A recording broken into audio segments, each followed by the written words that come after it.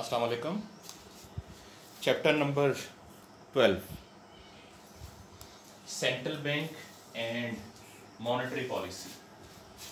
सबसे पहले chapter number 12 पहले व्हाट इज इंटरेस्ट रेट। वो पैसे जो कोई भी बैंक या लेंडर अपने दिए हुए लोन के ऊपर एक्स्ट्रा चार्ज करता है, that is called interest rate. You know it very well, हमने क्यों में पढ़ा था इसको कि प्रिंसिपल अमाउंट का जितने परसेंट कोई लेंडर बोरोर से चार्ज करेगा, that is called interest rate. अब इंटरेस्ट रेट दो तरह के होते हैं, एक है नॉमिनल रेट, दूसरा है रियल रेट। नॉमिनल रेट वो है जो कोई लेंडर या बैंक आपको बताता है कि वो आपसे चार्ज करेगा, that is called nominal interest rate. तो फिर रियल इंटरेस्ट रेट क्या होगा? बेसिकली इन्फ्लेशन की वजह से आपके पैसे की वैल्यू में कमी आ जाती है, तो अगर हम नॉमिनल इंटरेस्ट रेट में से इन्फ्लेशन का रेट माइनस कर दें तो वो फिर कहलाएगा real interest rate. For example, अगर एक बैंक ऑफर कर रहा है 10% इंटरेस्ट रेट नॉमिनल रेट और मार्केट में इन्फ्लेशन रेट चल रहा है 6%, तो 10 में से 10% कहलाएगा नॉमिनल रेट, और 10 में से 6 माइनस कर दें, इन्फ्लेशन का रेट माइनस कर दें, तो 4% बचेगा रियल इंटरेस्ट रेट। अब वो कौन से फैक्टर्स हैं, डिटर्मिनेंट्स ऑफ इंटरेस्ट रेट, कौन से फैक्टर्स हैं जो डिटरमिन करेंगे कि इंटरेस्ट रेट हाई होगा या लो होगा? सबसे पहले ओपन मार्केट का सबसे बड़ा असूल, demand and supply of funds. अगर कर्जा लेने वाले ज्यादा हैं तो इंटरेस्ट रेट ज़्यादा होगा, और अगर कर्जा देने वाले ज़्यादा हैं तो इंटरेस्ट रेट कम होगा। यानी कि सिंपली डिमांड और सप्लाई की बेस पे है। अगर लोन्स की डिमांड ज़्यादा है तो बैंक हाई रेट चार्ज करेंगे, और अगर लोन्स की डिमांड कम है तो बैंक कम रेट चार्ज करेंगे। इसी तरह अगर कर्जा देने वाले ज़्यादा हैं, बैंकों के पास ज़्यादा पैसा अवेलेबल है कर्जा देने के लिए, तो इंटरेस्ट रेट कम होगा, और अगर बैंकों के पास फंड्स कम हैं कर्जा देने के लिए तो इंटरेस्ट रेट ज्यादा। दूसरा, गवर्नमेंट पॉलिसी। गवर्नमेंट की अपनी पॉलिसी क्या है? बाज़ बात गवर्नमेंट डेलिबरेटली इंटरेस्ट रेट लो कर देती है कंट्री की इकोनॉमी को ग्रो करवाने के लिए। फॉर एग्जांपल, जिस तरह आजकल कोरोना की वजह से गवर्नमेंट ने इंटरेस्ट रेट कम कर दिया है, तो गवर्नमेंट की पॉलिसी के ऊपर भी डिपेंड करता है कि मार्केट में इंटरेस्ट रेट क्या होगा। Then comes inflation rate. मुल्क में महंगाई की शरह क्या है? अगर मुल्क में महंगाई तेजी से बढ़ रही होगी तो लोग बैंकों से हाई इंटरेस्ट रेट डिमांड करेंगे। जो सेविंग करने वाले हैं वो अपने बैंकर से डिमांड करेंगे कि हमें हाई रेट पे किया जाए ताकि हमारा रियल रेट बेहतर हो।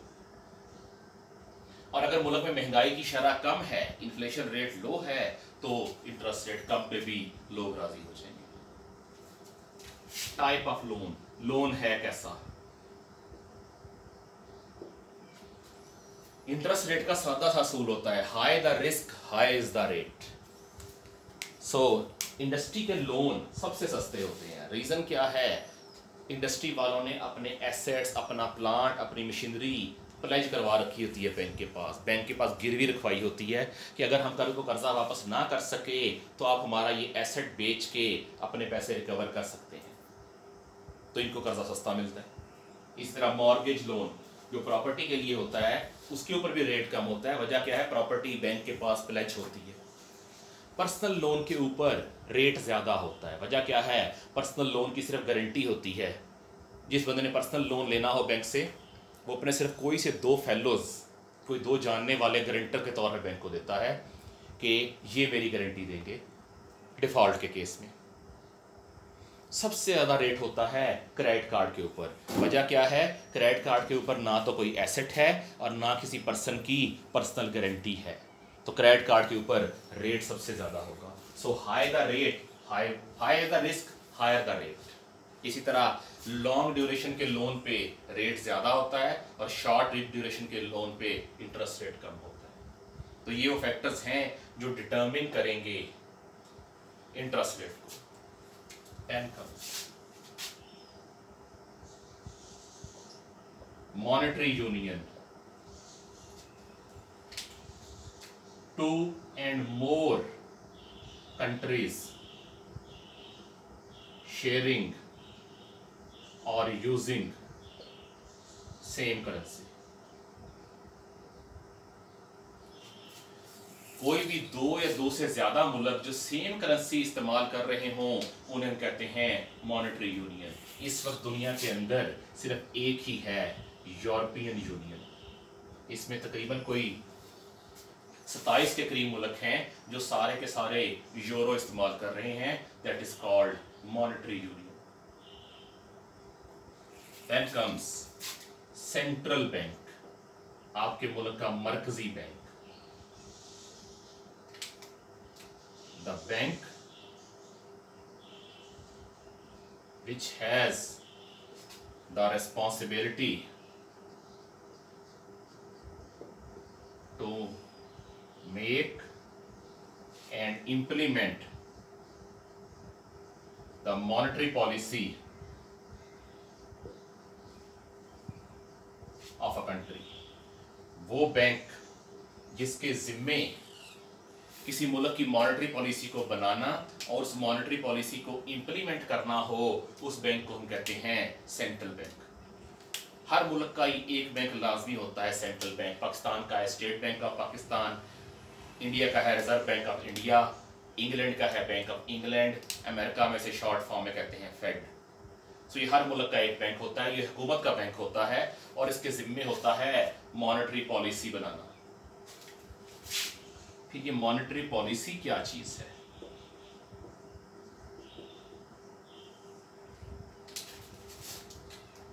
A number of steps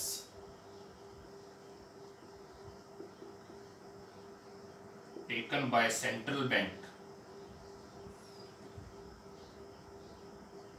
to control monetary sector of a country and achieve certain objectives। Basically central bank का काम होता है मुल्क के फाइनेंशियल सेक्टर को कंट्रोल करना कि मुल्क के अंदर कर्जा बहुत ज़्यादा ना हो जाए और ना ही कर्जा बहुत कम हो।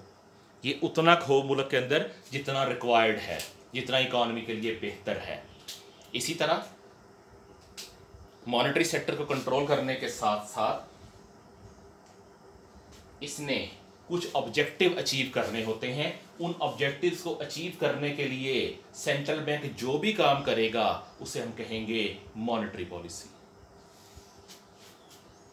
सेंट्रल बैंक अपने ऑब्जेक्टिव्स को अचीव करने के लिए जो भी काम करेगा that is called monetary policy. अब वो ऑब्जेक्टिव क्या है? ऑब्जेक्टिव्स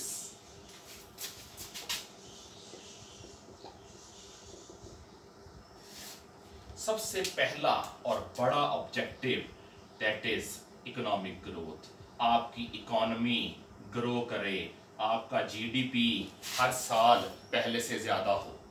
सो ये सबसे बड़ा ऑब्जेक्टिव है इकोनॉमिक ग्रोथ, कि आपका मुल्क तरक्की कर रहा हो, आपके रिसोर्सेज इस्तेमाल हो रहे हों, आपका जीडीपी पहले के मुकाबले में ज्यादा हो। दूसरा प्राइस स्टेबिलिटी। प्राइस स्टेबिलिटी का दूसरा नाम है लो इन्फ्लेशन, कि मुल्क में कीमतें मुस्तहकम हों, मुल्क में महंगाई की शरह कम हो। That is price stability. Then third full employment. Full employment का मतलब है आपके मुल्क के तमाम रिसोर्सेस मुकम्मल इस्तेमाल हो रहे हो, सारी लैंड यूटिलाइज हो रही हो, सारी की सारी लेबर एम्प्लॉयड हो और सारे का सारा कैपिटल यूटिलाइज हो रहा हो। ये एक इमेजिनरी सूरत हाल है, लेकिन फिर भी कोशिश होती है कि फुल एम्प्लॉयमेंट ना सही तो इसके पास पास हम पहुंच जाए। देन क्रेडिट कंट्रोल, मुल्क में कर्जे की मिकदार बहुत ज़्यादा ना हो जाए, क्योंकि अगर कर्जे बहुत ज़्यादा इशू करेंगे तो होगा क्या, इकॉनमी की ग्रो करने की स्पीड बहुत ज़्यादा हो जाएगी, मुल्क का इंफ्रास्ट्रक्चर बैठ जाएगा। ये हैरानकुन बात है कि सेंट्रल बैंक चाहता है मुल्क ग्रो करे, लेकिन ग्रो करने की स्पीड बहुत ज़्यादा ना हो, क्योंकि जब ग्रो करेंगे मुल्क में प्रोडक्शन ज़्यादा होगी, तो प्रोडक्शन को फैसिलिटेट करने के लिए आपको इंफ्रास्ट्रक्चर भी चाहिए होगा, रोड नेटवर्क, बिजली गैस की सप्लाईज, फ्यूल की सप्लाईज, ट्रांसपोर्टेशन, ये इंफ्रास्ट्रक्चर है। तो जब आपकी इकॉनमी ग्रो करेगी आपको इंफ्रास्ट्रक्चर को भी एक्सपेंड करना पड़ेगा, वरना पाकिस्तान वाला हाल होगा कि इकॉनमी बड़ी स्पीड पे ग्रो की 2001 से लेकर 2006 तक, लेकिन इंफ्रास्ट्रक्चर एक्सपेंड नहीं किया। हुआ क्या, मुल्क में बिजली शॉर्ट हो गई, गैस शॉर्ट हो गई और प्रॉपर्टी महंगी हो गई और सड़कें तंग होना शुरू हो गई, ट्रैफिक जैम शुरू हो गए। सो क्रेडिट कंट्रोल में रहे। एक्सचेंज रेट स्टेबिलिटी, मुल्क का एक्सचेंज रेट स्टेबल हो, यानी कि दूसरी करेंसीज के मुकाबले में मुल्क का एक्सचेंज रेट ना तो बहुत ज़्यादा ऊपर जाए और ना बहुत ज़्यादा नीचे जाए, इसे मुस्तहकम होना चाहिए, एक जगह पे रहना चाहिए। ये 5 मेन ऑब्जेक्टिव हैं आपके सेंट्रल बैंक के। अब इन सारे ऑब्जेक्टिव्स को एट अ टाइम अचीव करना नियरली इम्पॉसिबल है। वजह क्या है, ये ऑब्जेक्टिव्स आपस में कन्फ्लिक्ट करते हैं। इकोनॉमिक ग्रोथ आप अचीव करना चाह रहे हैं, हो जाएगी। जब इकोनॉमिक ग्रोथ आएगी आपके अनयूटिलाइज रिसोर्सेस इस्तेमाल होना शुरू होंगे, जब ये अचीव होगा तो साथ फुल एम्प्लॉयमेंट भी अचीव हो जाएगा, आपके अनयूज रिसोर्सेस इस्तेमाल होना शुरू होंगे। लेकिन जब फुल एम्प्लॉयमेंट आएगी, लोगों को जॉब्स मिलेंगी, लोगों की इनकम बढ़ेगी, तो वो एग्रीगेट डिमांड राइज करेगी। जब एग्रीगेट डिमांड राइज करेगी तो फिर प्राइस स्टेबिलिटी अचीव नहीं होगी, फिर मुल्क के अंदर जो प्राइसेस हैं वो ऊपर की तरफ जाएंगी, इन्फ्लेशन कंट्रोल में नहीं रहेगी। इसी तरह आप इकोनॉमी को ग्रो करवाना चाह रहे हैं तो उसके लिए ज़रूरी है इंडस्ट्रियल सेक्टर ग्रो करे। इंडस्ट्रियल सेक्टर को ग्रो करवाने के लिए ज़रूरी है आप फर्म्स को क्रेडिट प्रोवाइड करें। सो जब अपने इकोनॉमिक ग्रोथ लानी होगी आपको कर्जा बढ़ाना पड़ेगा, मुल्क के अंदर बैंकों को अलाउ करना पड़ेगा कि वो ज़्यादा कर्जा इशू करें। सो जब आपने इकोनॉमी को ग्रो करवाना है फिर क्रेडिट कंट्रोल में नहीं रहेगा। इसी तरह जब इंडस्ट्री ग्रो करेगी तो इंडस्ट्री को बनाने के लिए, नई इंडस्ट्री लगाने के लिए आपको बाहर से मशीनरी इंपोर्ट करनी पड़ेगी। जब मशीनरी इंपोर्ट करेंगे तो आपकी करेंसी की सप्लाई बढ़ जाएगी। चैप्टर 14 में देखा था हमने, जब आपकी करेंसी की सप्लाई बढ़ेगी आपका एक्सचेंज रेट डाउन जाएगा, एक्सचेंज रेट स्टेबल नहीं रहेगा। सो जो इकोनॉमिक ग्रोथ का ऑब्जेक्टिव है ये बाकी 3 ऑब्जेक्टिव्स के साथ कन्फ्लिक्ट करता है, लेकिन ये इतना बड़ा ऑब्जेक्टिव होता है कि कोई भी गवर्नमेंट बाकी 3 को बर्दाश्त कर लेती है। इकोनॉमिक ग्रोथ इतना बड़ा ऑब्जेक्टिव होता है कि कोई भी गवर्नमेंट अलाउ करती है कि ठीक है मुल्क में महंगाई आती है तो आ जाए, क्रेडिट कंट्रोल से बाहर होता है खैर है, एक्सचेंज रेट डाउन होता है फिर भी खैर है, लेकिन इकोनॉमिक ग्रोथ हर सूरत आनी चाहिए। सो अब सेंट्रल बैंक के ये ऑब्जेक्टिव हैं, इन ऑब्जेक्टिव्स को अचीव करने के लिए ये जो भी काम करेगा वो कहलाएगा monetary policy.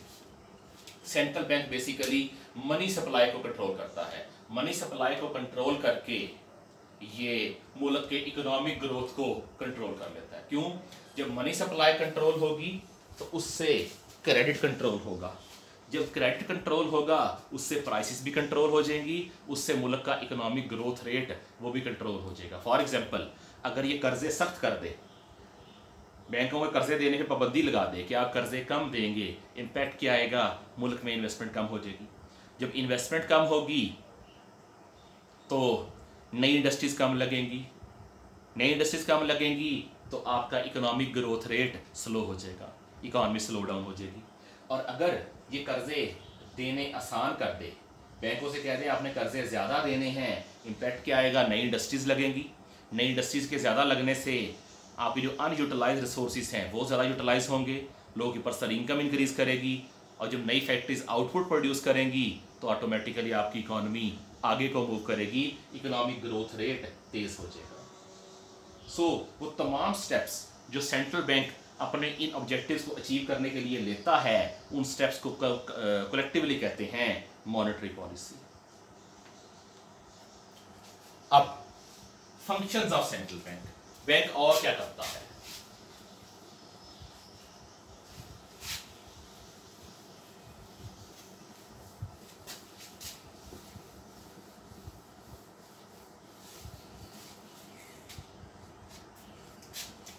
Functions of central bank. Central bank कौन कौन से काम करता है आपके मुल्क के लिए? सबसे पहला, सोल सप्लायर ऑफ करेंसी। आपके मुल्क की करेंसी को प्रिंट करना ये सेंट्रल बैंक का राइट होता है, सिर्फ सेंट्रल बैंक ही करेंसी प्रिंट कर सकता है। अगर आप नोट देखें तो हर नोट के ऊपर लिखा होता है बैंक दौलत पाकिस्तान, यानी कि स्टेट बैंक ऑफ पाकिस्तान, यानी कि पाकिस्तान की हुकूमत का जो बैंक है, ये नोट उसने इशू किया है। इस बैंक के अलावा कोई भी और बैंक या इदारा नोट जारी करेगा तो उस नोट की कोई अहमियत नहीं होगी, वो एक कागज़ के टुकड़े से ज़्यादा अहमियत नहीं रखेगा। सो इसका पहला मेन फंक्शन है आपके मुल्क की करेंसी प्रिंट करना। दूसरा, बैंकर टू द गवर्नमेंट, ये आपकी गवर्नमेंट का बैंक है। आपकी गवर्नमेंट ने किसी किस्म की फाइनेंशियल एडवाइस लेनी हो, ये उसको प्रोवाइड करेगा। आपकी गवर्नमेंट ने किसी को पेमेंट करनी हो, गवर्नमेंट के बिहाफ पे ये पे करेगा। आपकी गवर्नमेंट ने कहीं से पैसे वसूल करने हो, गवर्नमेंट के बिहाफ पे ये वसूल करेगा। मसलन हम लोग जो चालान वगैरह होते हैं वो हम जमा कराते हैं नेशनल बैंक में, लेकिन एक्चुअली वो नेशनल बैंक में इसलिए जमा कराते हैं कि सेंट्रल बैंक मुल्क में सिर्फ चंद एक जगहों पे है। इसकी टोटल 7-8 ब्रांचेस होंगी पाकिस्तान के अंदर, लेकिन आबादी 22 करोड़ की है, तो फिर नेशनल बैंक हर जगह मौजूद है तकरीबन पाकिस्तान में। इसलिए इसने नेशनल बैंक को ऑथोराइज कर रखा है कि मेरे बिहाफ पे पेमेंट आपने वसूल करनी है। सो गवर्नमेंट ने जो भी पेमेंट वसूल करनी होगी वो जमा नेशनल बैंक में कराएंगे, लेकिन जाएगी स्टेट बैंक के अकाउंट में, क्योंकि ये गवर्नमेंट का बैंक है। गवर्नमेंट की रिसीट्स भी इसने लेनी है, गवर्नमेंट की पेमेंट्स भी इसने करनी है। बैंकर ऑफ द बैंक्स, ये बैंकों का बैंक है। आपके मुल्क के तमाम बैंकों को ये कंट्रोल करता है, उन्हें मुल्क में ऑपरेट करने का लाइसेंस ये इशू करता है, उनके लिए पॉलिसी ये बनाता है, रूल्स ये बनाता है, और उन रूल्स को फॉलो करना हर बैंक के लिए लाजमी होता है। वजह, मैं या कोई भी और पाकिस्तानी HBL को नहीं जानता, MCB को नहीं जानता, UBL को नहीं जानता। हम सिर्फ ये जानते हैं कि जो भी बैंक पाकिस्तान के अंदर काम कर रहा है वो स्टेट बैंक की इजाज़त से कर रहा है। सो कल को अगर कोई बैंक भागता है, फ्रॉड करता है, सेंट्रल बैंक जिम्मेदार है अकाउंट होल्डर्स का नुकसान पूरा करने का। ऐसा हुआ भी है। 1991 में मेहरान बैंक स्कैंडल आया था, तो सेंट्रल बैंक ने लोगों के पैसे वापस किए थे। फिर 2014 में KASB बैंक के डायरेक्टर्स इन्वॉल्व थे कुछ फ्रॉडुलेंट एक्टिविटीज के अंदर, तो सेंट्रल बैंक ने KASB बैंक के जो अकाउंट होल्डर्स थे उनको पैसे पे किए थे। Lender of the last resort, कर्जा मिलने की आखिरी उम्मीद। बैंकों को भी कर्जे की जरूरत पड़ जाती है किसी भी जरूरत को पूरा करने के लिए, कहीं इन्वेस्ट करने के लिए या अपनी डे टू डे एक्टिविटीज को मैनेज करने के लिए बैंकों को भी कर्जे की जरूरत पड़ती है। तो अगर बैंकों को कहीं और से कर्जा ना मिले तो फिर वो स्टेट बैंक ऑफ पाकिस्तान से कर्जा ले सकते हैं। सो किसी भी बैंक के लिए ये कर्जा मिलने की आखिरी उम्मीद है। Then,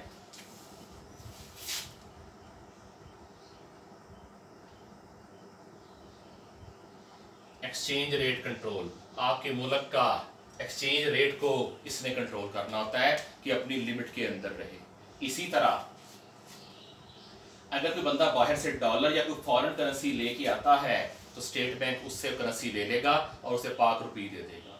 इसी तरह अगर किसी बंदे ने पाकिस्तान से बाहर फॉरेन करेंसी में पेमेंट करनी है तो सेंट्रल बैंक से इजाज़त लेके करनी पड़ेगी। सो आपके मुल्क में आने वाले फॉरेन एक्सचेंज और आपके मुल्क से जाने वाले फॉरेन एक्सचेंज को कंट्रोल करना इसके जिम्मे है। क्रेडिट कंट्रोल हमने ऑलरेडी देखा हुआ, इसके ऑब्जेक्टिव में भी था कि आपके मुल्क में कितना उधार लिया या दिया जाएगा वो इसने कंट्रोल करना होता है, और ये अपने ऑब्जेक्टिव्स को जहन में रख के अलाउ करता है कि मुल्क की क्रेडिट पॉलिसी क्या होगी। मेकिंग स्पेशलाइज्ड बैंक्स, किसी खास सेक्टर को ग्रो करवाने के लिए सेंट्रल बैंक खास तरह के बैंक बनाता है जो उसी सेक्टर को कंट्रोल करते हैं, जो उसी सेक्टर को कर्जे देते हैं। For example ZTBL, Zarai Taraqiati bank limited, ये बैंक बनाया ही ज़राअत के लिए है, इसका मेन मकसद है किसानों को कर्जे देना। इसी तरह SME bank, small and medium enterprise bank, ये छोटे और दरमियाने दर्जे की सनतों को कर्जे देने के लिए बनाया गया है। फिर फिंका बैंक, अपना बैंक, ये you bank, Telenor micro finance bank, ये वो बैंक हैं जो बिल्कुल छोटे लेवल के, माइक्रो लेवल के कर्जे देते हैं स्मॉल स्केल बिजनेस के लिए, चंद लाख तक के, ताकि छोटे बिजनेसेस ग्रो कर सकें। इस तरह इसने बनाया था एक पिकिक के नाम से bank, Pakistan industrial credit and investment corporation, ये इंडस्ट्री के लिए बनाई गई थी। सो ये स्पेशलाइज्ड बैंक भी बनाता है किसी खास सेक्टर को ग्रो करवाने के लिए। फिर इस चैप्टर की कुछ डेफिनिशंस जो चैप्टर के एंड पे हैं। पहली, financial intermediary,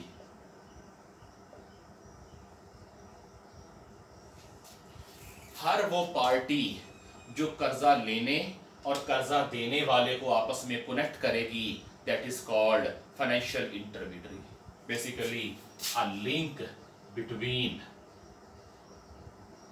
lender and borrower, कि आपका कर्जा लेने वाला और कर्जा देने वाले के दरमियान जो लिंक है, that is called financial intermediary. ये बैंक्स होते हैं, इंश्योरेंस कंपनीज होती हैं और आपके पेंशन फंड्स वगैरह होते हैं।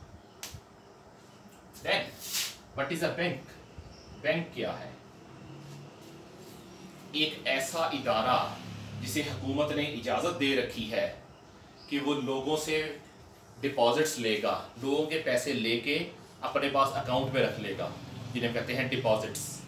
लोगों की सेविंग उनसे लेके अपने पास रख लेगा और उन सेविंग को फिर वो कर्जा देने के लिए इस्तेमाल करेगा, प्लस उसकी मदद से और बहुत से काम करेगा, that is called a bank. यानी कि सिंपली लोगों से पैसे लेगा और लोगों को पैसे देगा, that is called a bank. Then comes commercial bank,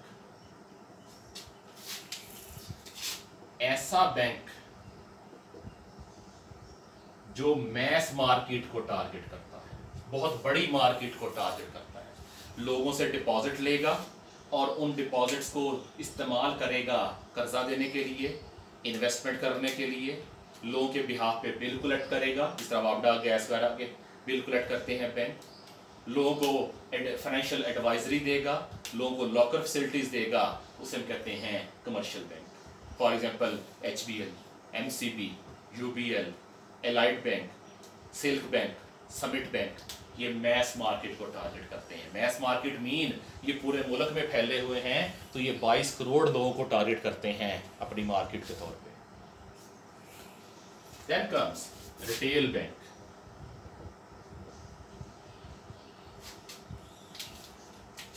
targets mass market but on a smaller level।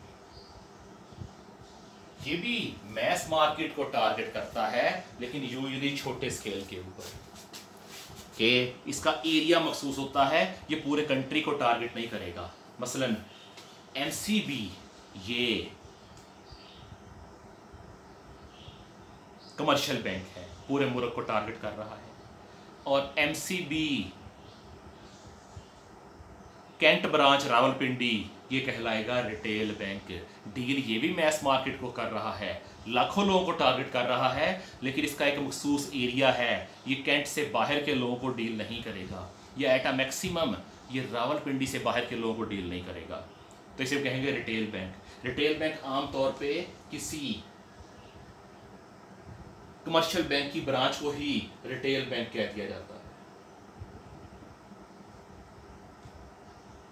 Then comes specialised bank, वो हम ऑलरेडी बात कर चुके हैं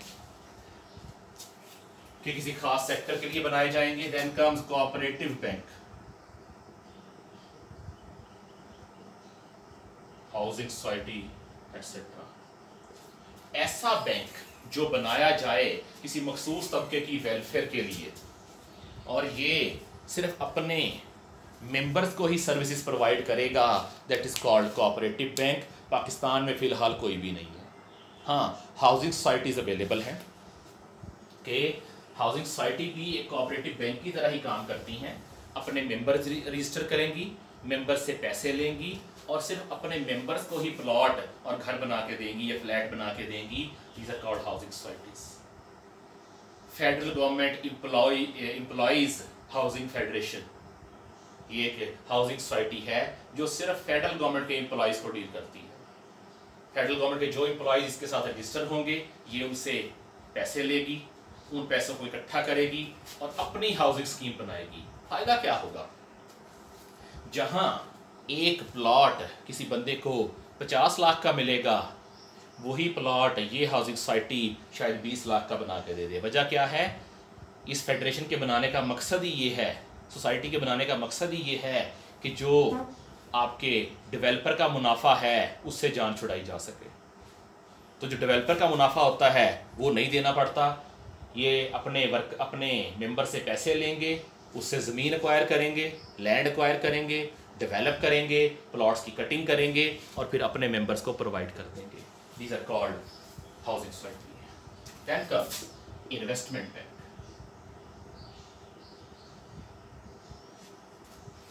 ऐसा बैंक जो नॉर्मली छोटे लेवल पे कर्जे नहीं देता, जनरल पब्लिक को कर्जे नहीं देता, that is called an investment bank. Pakistan में इसकी एग्जांपल है JS bank, Jahangir Siddiqui bank. ये वो बैंक है जो लोगों से डिपॉजिट तो लेगा लेकिन इन डिपॉजिट्स को कर्जा देने के लिए इस्तेमाल नहीं करेगा, बल्कि इन डिपॉजिट्स को इस्तेमाल करेगा स्टॉक मार्केट में इन्वेस्ट करने के लिए, बॉन्ड्स इशू करने के लिए, सेंट्रल बैंक की सिक्योरिटीज़ में को परचेज़ करने के लिए, आपकी कमोडिटीज़ परचेज़ करने के लिए या इवन प्रॉपर्टी परचेज़ करने के लिए, कि हर उस जगह इन्वेस्ट करेगा पैसे जहां से इसे रिटर्न आने की उम्मीद हो। That is called investment bank. Pakistan में एक ही है, जेएस बैंक। और अभी इस बैंक ने भी जनरल पब्लिक को डील करना शुरू कर दिया है कि अब ये गोल्ड रख के, गोल्ड के बदले में कर्जा दे रहे हैं। इसी तरह ये क्रेडिट कार्ड भी इशू कर रहे हैं। तो ये डिफरेंट टाइप्स ऑफ बैंक्स हैं। इंशाल्लाह नेक्स्ट लेक्चर में हम लोग देखेंगे टूल्स ऑफ मॉनेटरी पॉलिसी, कि कौन कौन से टूल्स इस्तेमाल करता है सेंट्रल बैंक मॉनेटरी पॉलिसी के लिए। अल्लाह हाफिज़।